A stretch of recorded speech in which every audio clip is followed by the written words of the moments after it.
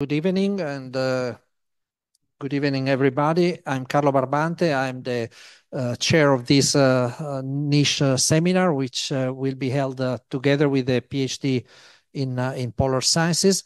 And we are here and I'm very happy to have here as a guest and speaker Marco Taviani, who is a friend and a researcher of the Institute of Marine Sciences of CNR. Is a pioneer of, I would say, Italian Antarctic research since the very beginning. He's a paleoceanographer, mostly devoted to the paleobiology and paleoecology for most of his life. And then in the well, always, I think, in his career, he was very much interested in the history of exploration of Antarctica.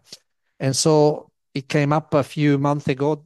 We were discussing together, and I say, I can give a talk about Shackleton. So I think that Shackleton is a clear example of curiosity, exploration, and was a brave explorer, as you can see in a few minutes.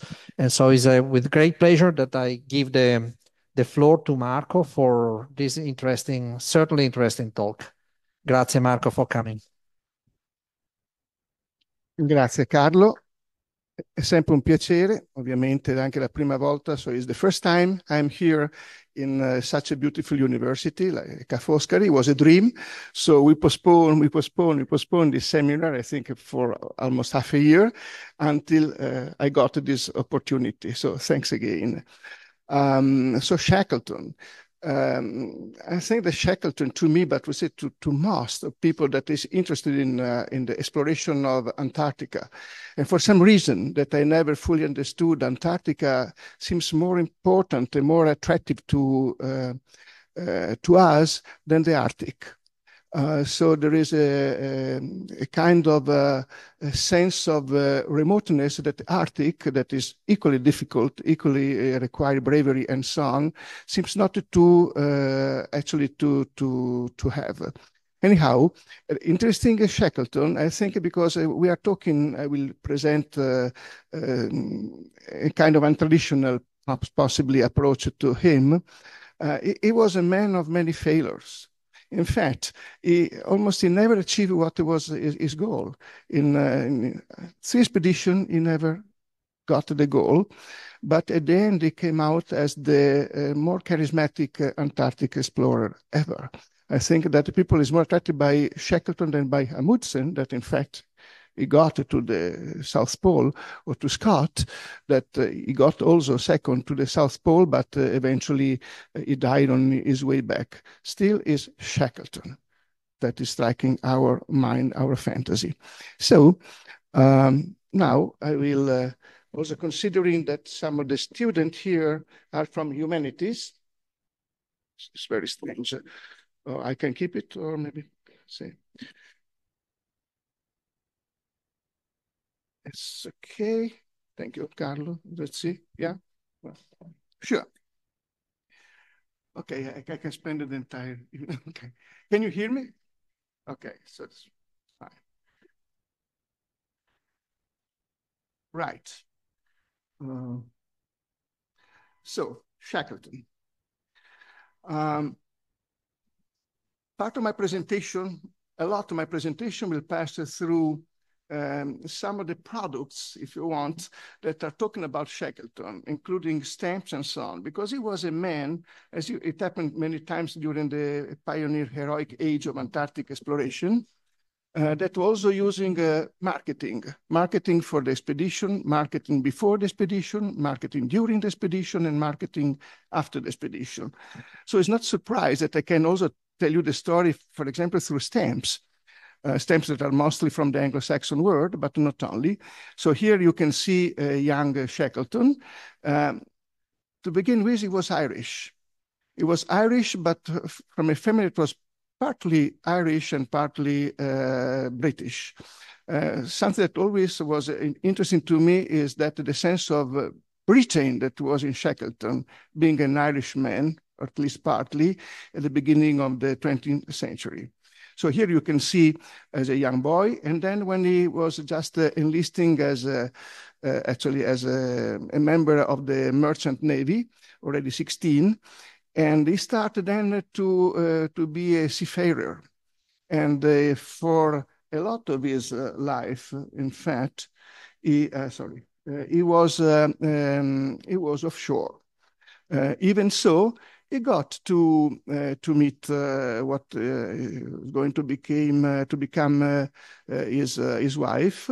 So Emily married Dorman, and eventually he got children. So a kind of normal life, but it was not a man that wanted to stay on land. He was not a man that wanted really to stay in the family. His horizon were always far away.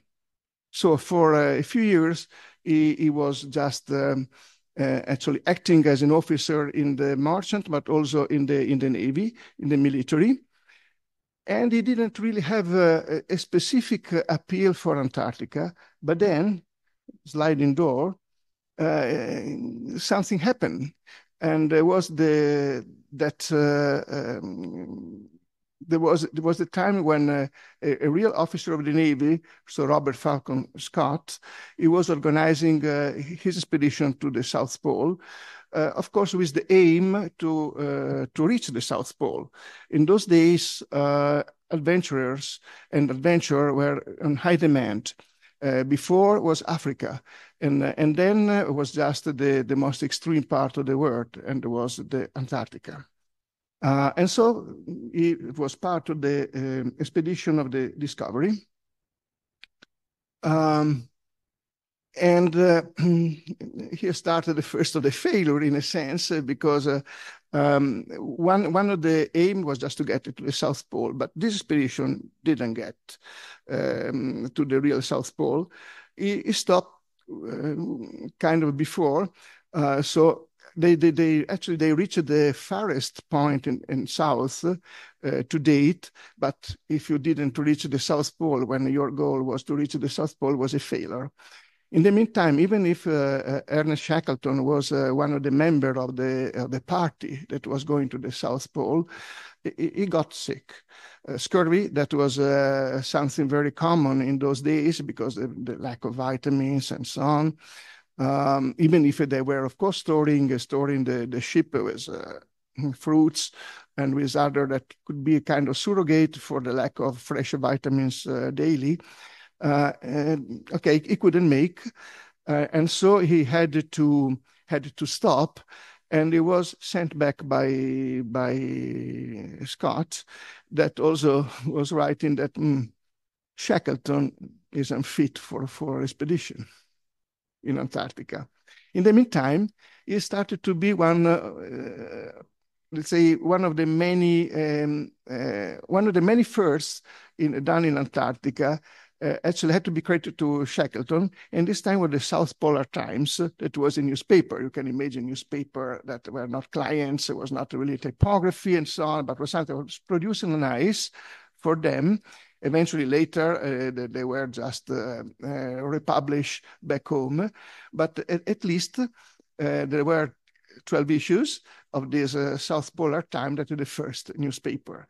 Do we have newspapers or journals in Antarctica today? As far as I know, I think that is only the McMurdo station that is issuing something like that. I even published a small article on it. And it can be seen now because of the web. It can be seen also, in real time, even back home, anyhow. So then you can see that they were setting for the expedition that those time you have to, of course, to ship. Normally from New Zealand, if you want to get to the Ross Sea, the hub, as we say today, will be again, like today, will be Littleton. So sailing from the southern island of New Zealand and then going straight to the Ross Sea. If you have to go to the Weddell, you have to start from the southern tip of South America. And they were always setting hut. And this hut could be seen even today. It got to me because I spent five seasons in McMurdo Station to go to see the original hut. Okay, so the fact that Ross was not really speaking that high of him, just to say, well, not fit, was something that was working in Shackleton's mind, so that he decided to set his own expedition aboard the Nimrod this time. So it was just 5 years later, and it was called the British Antarctic Expedition. And again, interesting. So first of all, there was a kind of agreement between Scott and him that he was not going to use the facilities left by Scott in the McMurdo Sound. You know, we should also realize that these people were epic, heroic, but a kind of egos. Yeah, so this is part of the story, for the good and for the bad. They really had a high opinion of themselves. That said, the expedition by Shackleton, his own, again, is full of firsts. So, for example, for the first time that a motor car was brought, was bringing to the ice. So he was driving to the pack ice for, I think, very short distance. There is no use of cars in Antarctica, unless there are the specific tractors that we are using today, or for short, let's say, distances, if you have done a street. But in those days, no. Then he was bringing the ponies before they were dogs. The pony were not, they didn't prove successful either. And again, marketing. So he was the first to conceive that stamps in Antarctica could have been a good way, actually, to recognize the king, but also to get money because they were sold for a price. So he was overprinting normal stamps that you can see there, New Zealand stamps, the Ross dependency, with the name of the king and the expedition and so on. I have also one of those that are not immensely expensive. And he was setting his own hut in Cape Royds, that basically Cape Royds is not that far away from the other hut. So it was breaking the promise, but there were no many chances but to do that.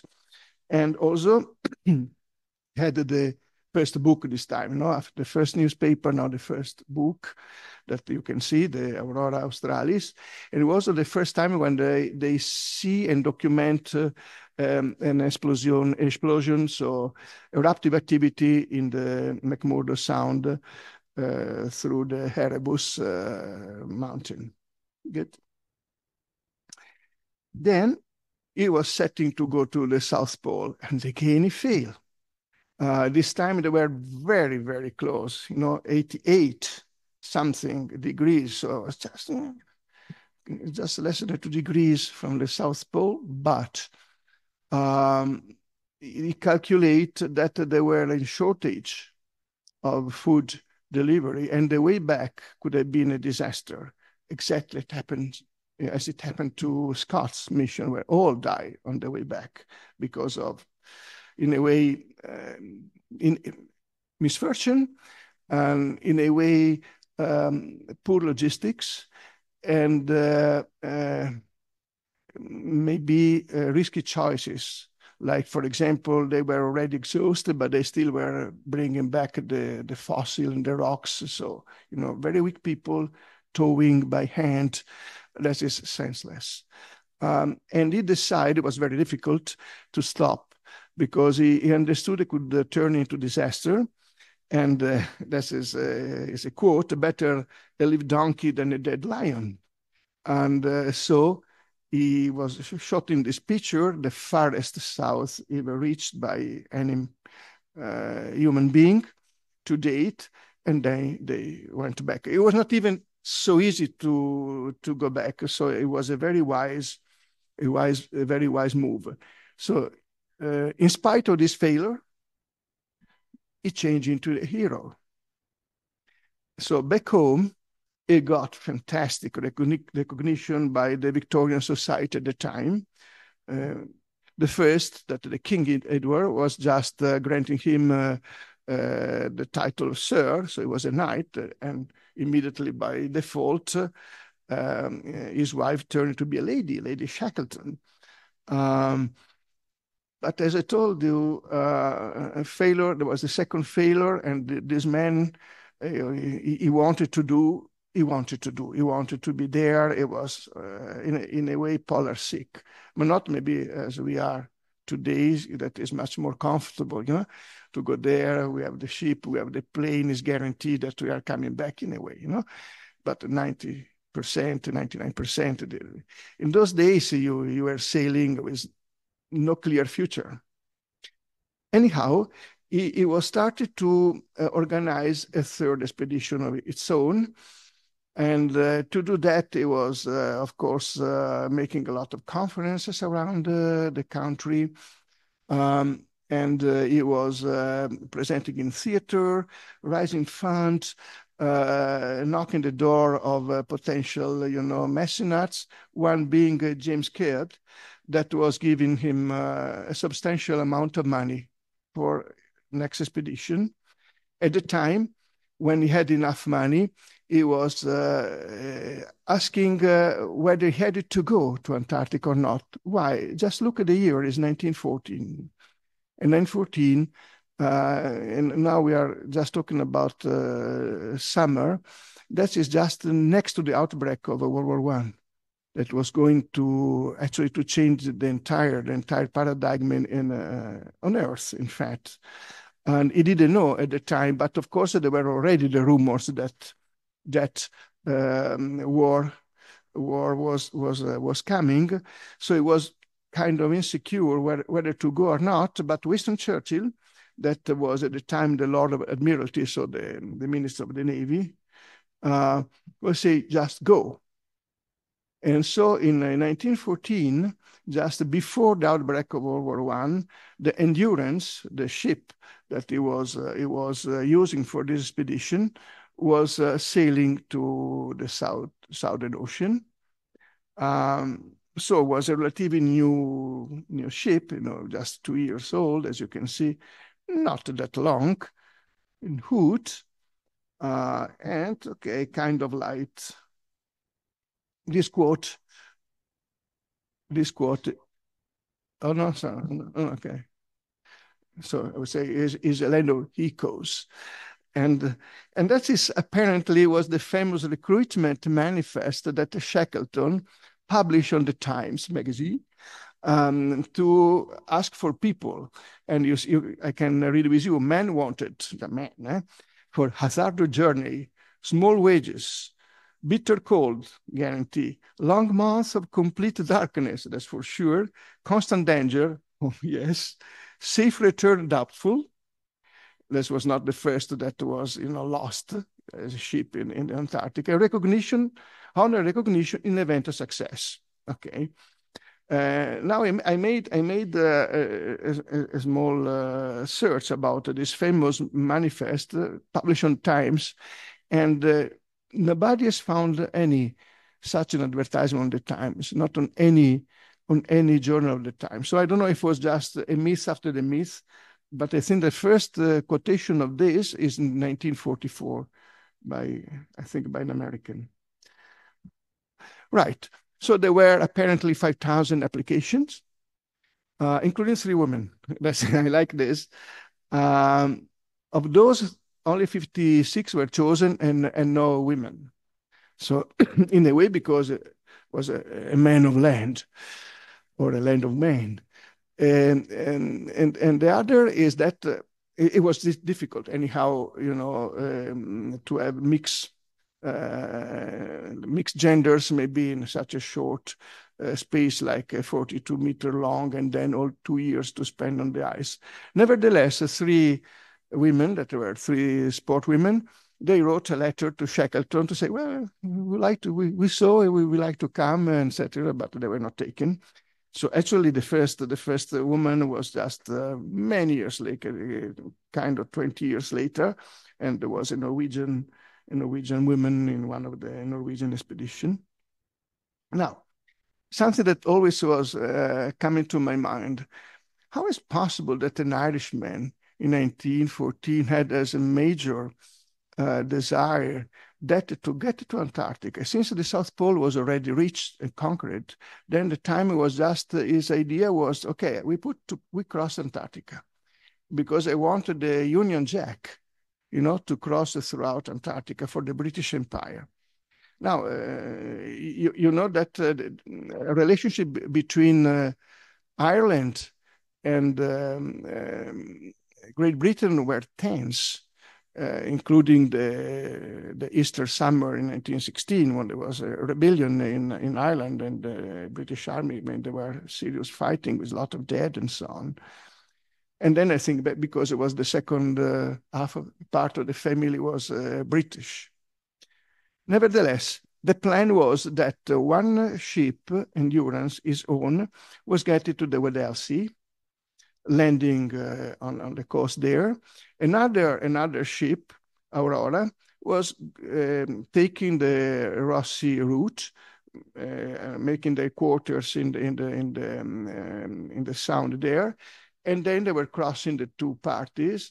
One party were actually setting depot with logistics for the second part of the march, and his team was just crossing from one side to another. It'll never happen. So they left in August 1914 from Plymouth. They got to South Georgia, and then they sailed south.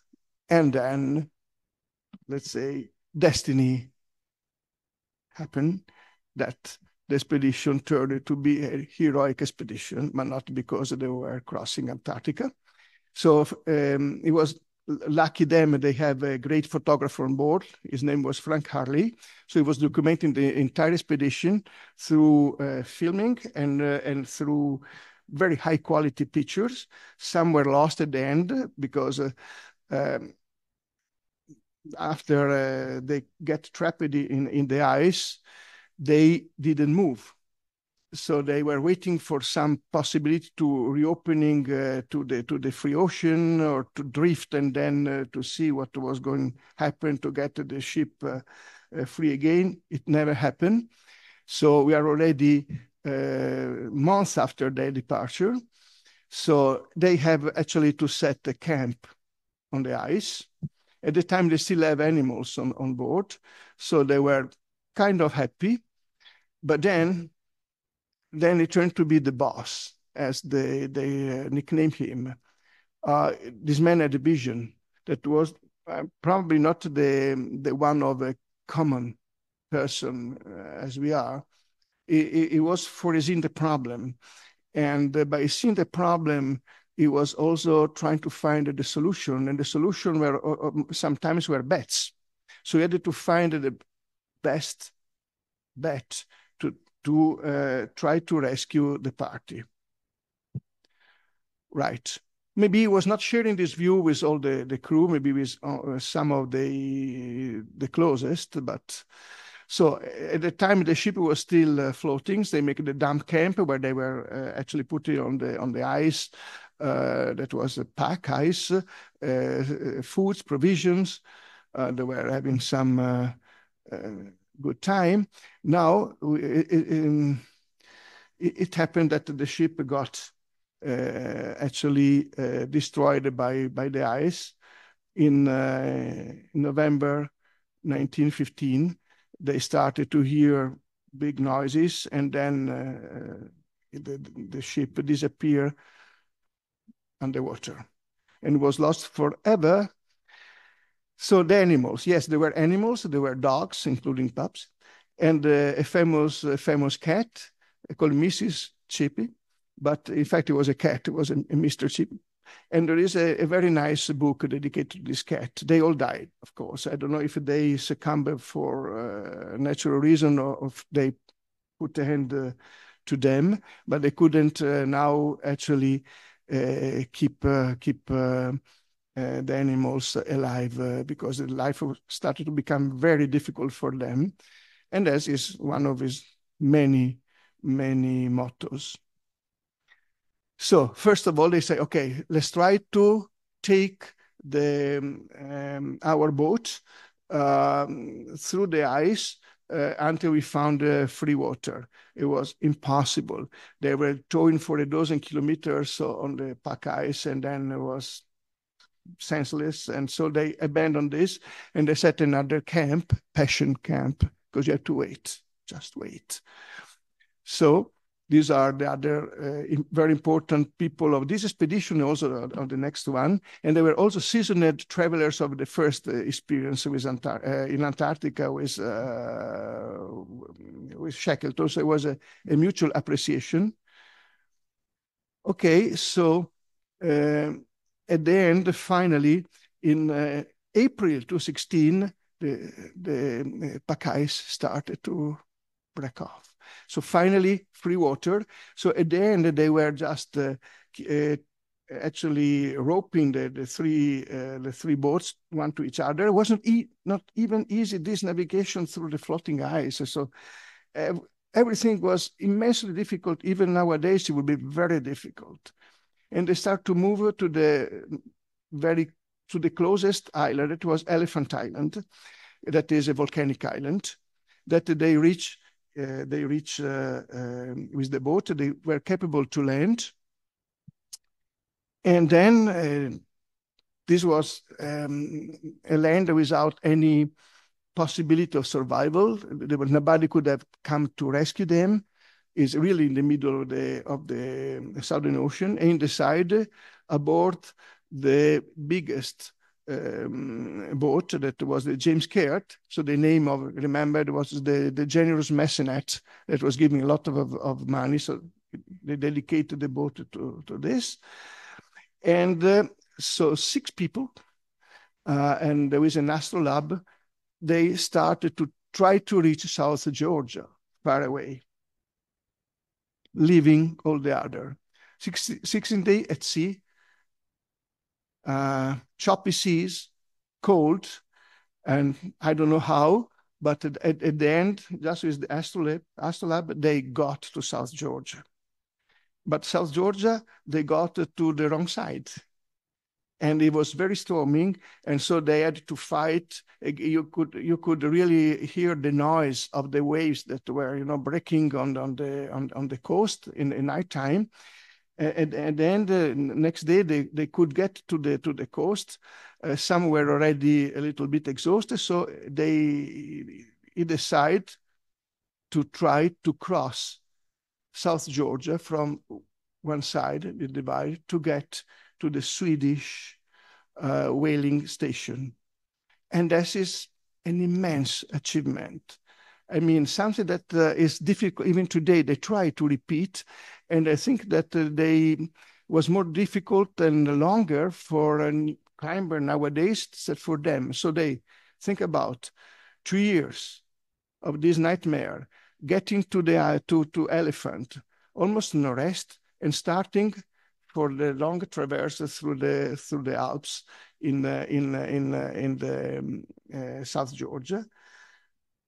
What they did, he was always awake, and he was awaking his companion, because if you were falling asleep, that was death for sure, the cold and the tiredness. And they appear finally to the Stromness station, and they kind of timidly, they knock the door, and the Swedish actually supervisor. So these 2 ghosts, they say, who the hell are you? Say, my name is Shackleton. And he started to, not him, but the Swedish started to cry, because everybody thought that they were dead. 2 years, no news, absolutely. And also say, sorry, but I think we smell a little bit. They say, oh, come on, here we are boiling, blah, blah, we are boiling whale fat, we all smell. Okay, then his first desire was to rescue the other part in Elephant Island, and then those that were left in South Georgia, and then to go back to Elephant Island. And that would take 3 months because he got actually a passage to Southern America, and for 2-3 months also he was asking for a boat. At the end he got a tug, but it was already August, and a Chilean tug called Yelko, and the captain was Captain Pardo, a Chilean, and they were capable from South America to reach Elephant Island. And he was just sitting in front of the boat and counting the people on Elephant Island. They see that all the other 16 were still alive. Big success. They went back finally to South America. And finally, January 17, he wants also to find the fate of the Aurora. You remember there was another ship. And that's the Shackleton Forgotten Man. He rescued all his men.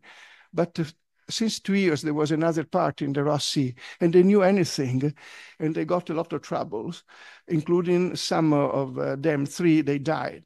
One was McIntosh, the captain. He was simply by going from the one hut to another. He was working with a companion on the float ice, and the ice broke apart, and they were lost at sea somewhere. Not really a great end. Okay, then finally they went back home. And going back home, it happened what? That the polar expedition were no longer interesting. The heroes now were the trenchmen, were the infantry, were the people, the pilots, were the navy, and so on. So even Winston Churchill was very offensive at the ridiculous Shackleton and his South Pole in the crash of the world. And this is the change of paradigm, because it was really marking the end of an era. Never after we turn into the great expedition, the great adventures. Maybe the moon. And also this kind of side effect. Some of those guys that survive all these difficult times in Antarctica, they died weeks or months later because of the war, because immediately they wanted to get into the Navy to help the country and so on. So fate was very cruel to some of them.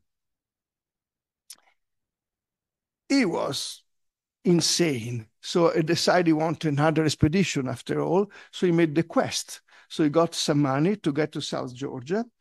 But at this time, it was the last expedition for him. He died. He got heart stroke.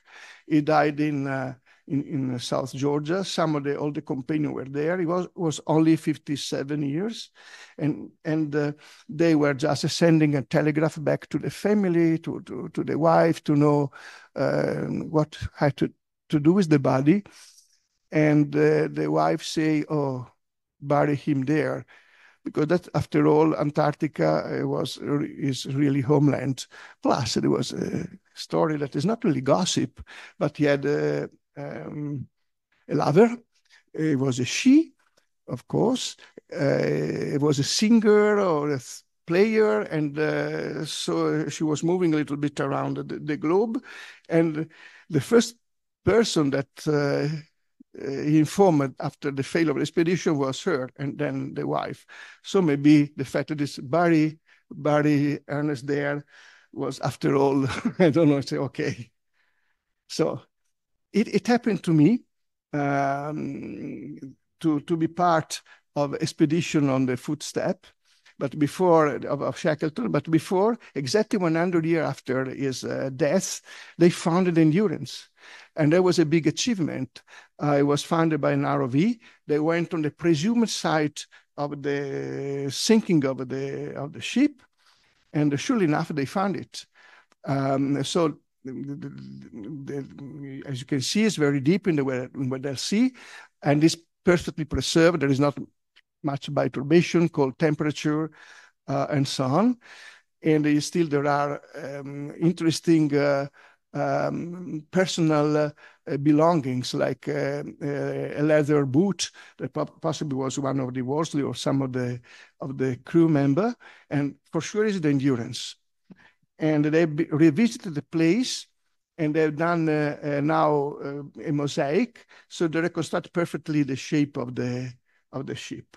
And this was only 2 years ago, and immediately again you see they make the specific stamp for collector and so on to mark this event. But that's more recent. They also find the quest. The quest after this unfortunately traveled to South Georgia, then it was used until the 60s, but it moved north, sorry, to the North Sea, to the Arctic. It was lost at the end. And some Canadians, they found just, I think, a couple of months ago, they found also the quest. This is just a mosaic at the size canzona, so there is not yet, let's say we don't have a perfect coverage like for the ROV footage that I show for the endurance. The myth, briefly, especially because you are humanities. You know, some of you are in humanities. So he wrote a lot of books. Some were a little bit, again, the ego. So it was normally were portraying himself like a hero, what in fact he was. A lot of people was also were writing about him. So including some of his officers and the crew member. Cinema and television, Shackleton, if you can get this movie, please try to look it, because it's a perfect movie, very well done.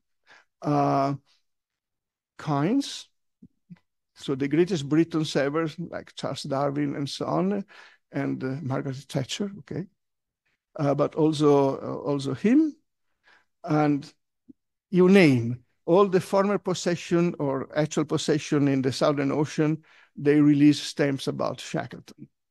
Shackleton and Shackleton. Chile, also Pardo, that is the captain of the Chilean tug.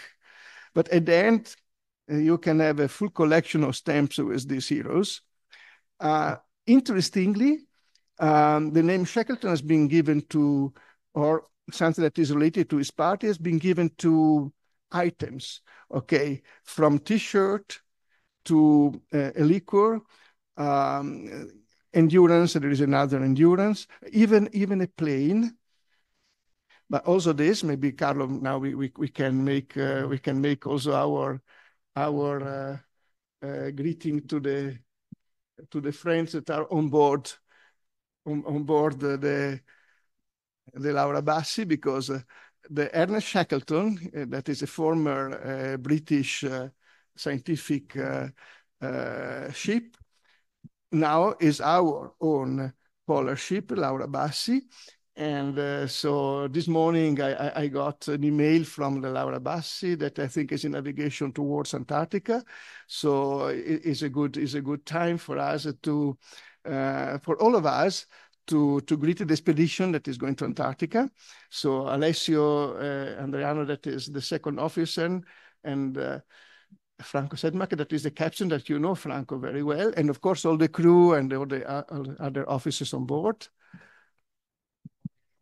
Yes, maybe they are following us. Are you following us from Laura Bassi? I see that you are online, so you might tell us where you are if you connect. Franco or Alessio. Well, let's move on with the presentation, and then maybe in the end we can connect. Yes, okay, super. Okay, this is great. Ciao. Hi. Good afternoon. Good afternoon. Yeah, where are you actually? We are approaching Panama Canal, and we expect to arrive on 6 within 2 days, and then cross the canal and proceed towards Littleton. Lucky you. So you took because I saw this morning that it was Caribbean Seas. Okay, so you are taking the other route because Suez Canal is not really the best in these days. Yeah, right. This year we choose the Panama Canal instead of Suez because of the war. Yeah. No. Well, buon vento da tutti noi. Grazie mille, grazie. Che sei in poppa. Yeah, and thanks for what you are doing again and see you soon. Bye bye. Thanks for connecting with us. For the nice program. Bye. Thank you. Okay. Thank you. So exactly. So we see the ship and we have the crew. Okay, so I think that today we are next to the closure. I always like his mottos, like difficulties are just things to be overcome after all. I mean, just understatement, but we, because also with Barbara and other, we have been on Shackleton track with a tourist ship, the Marco Polo, and some 20 years ago. And we went to Elephant Island, but in fact, we couldn't land. Even with our facility today, with the Zodiac, it was so difficult that then you respect these guys in the past even more because you have all the techniques, etc., etc., and then no, too difficult. And they did. Maybe they didn't have any choice. So, yeah, okay. So you see, the ET means exported team. And just on the background, there is Elephant Island, as they saw the island where they were coming, but there was a difficult perspective then to be on a six-star floating hotel, And what is interesting, the team here, there is also Chris, actually is the grand nephew of one of the actually the explorers that were dying with Wilson. Chris Wilson is the grand nephew of Wilson, that was the naturalist who died with Scott. So a strange mix of present and past destiny. Of course, his destiny was maybe because he enjoyed Antarctica anyhow. Now he's dead, unfortunately, him. So I know that you like this kind of thing. So there's no more too much about Shackleton, but just the seascape and the landscape that is so. So this is South Georgia. Had to cross this kind of easy landscape during the night, tired, and with the poor equipment. I don't think that it was really attracted or interested to see the king penguins. And this is just the whaling station today. It's rusty, now it's heritage. So of course it's no longer an action, but it's protected by UNESCO. And the new inhabitants are safe because penguins were not safe at those times because they were killed by the thousand to get the fat especially for light. And we had the chance to see the molting season of the king penguins, but also the elephant seal. I think these are the nasty furry seals. They really chase people. If you turn your back, they bite you. Nasty. And of course, the skuas that are replacing prey birds in those lands. And we went to the Falklands, and then you have this kind of spaghetti-like, the macaroni, in this case, the rockhopper penguin, big population. I don't know with global warming what is going to happen, Carlo, but it seems that to say it will be hard times ahead. Okay, so we are at the end of this presentation. Again, with this sentence by Priestley, that is a famous geologist that was part of one of the expedition, well, more than one.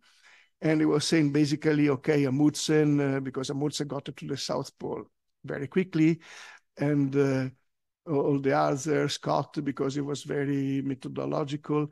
But if you are in trouble, pray for Shackleton. Thank you.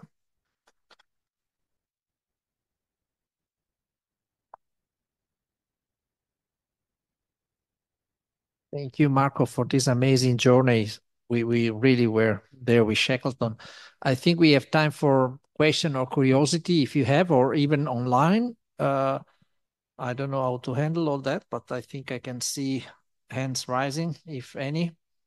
By the way, today I got the final the PDF of a very small paper about exactly the story I told you.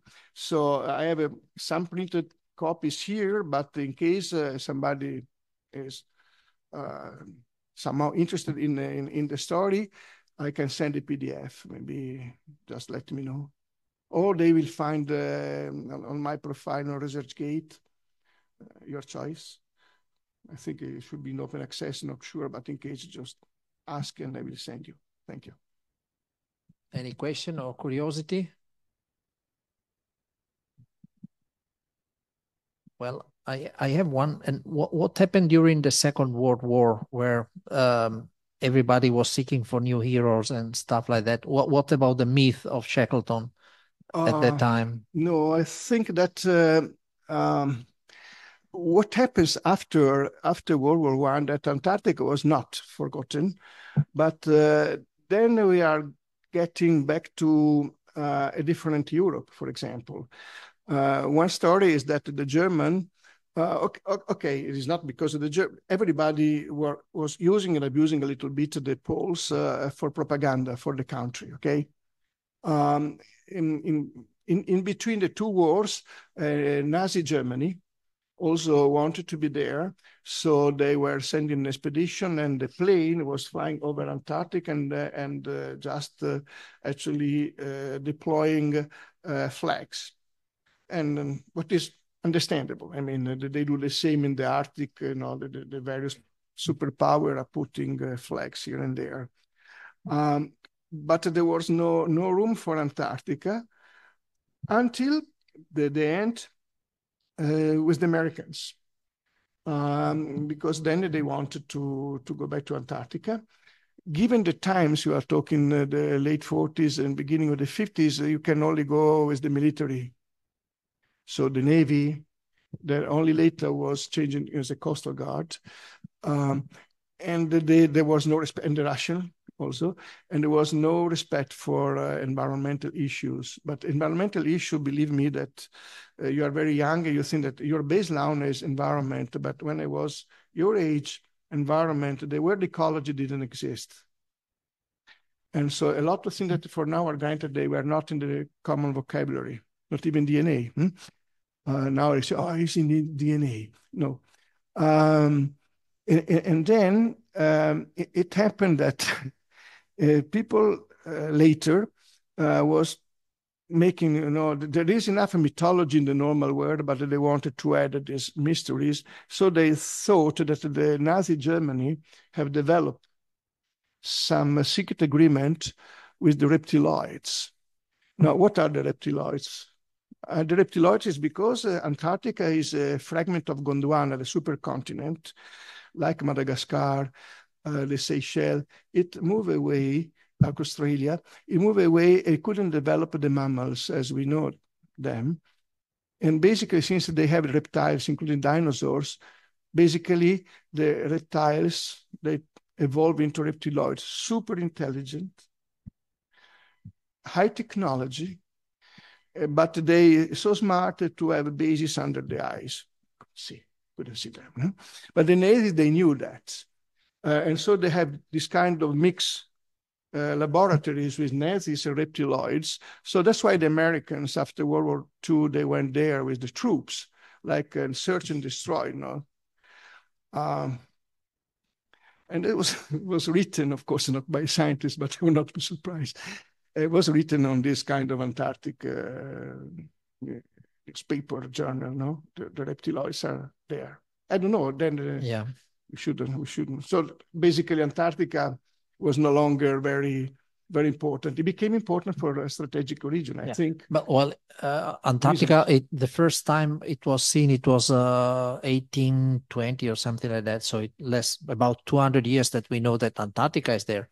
And since 1912, nobody cared about that. So when it was someone went to the South Pole and Amundsen went to the South Pole, that finally, that was the year in which the world discovered Antarctica, actually. Before that, it was terra incognita.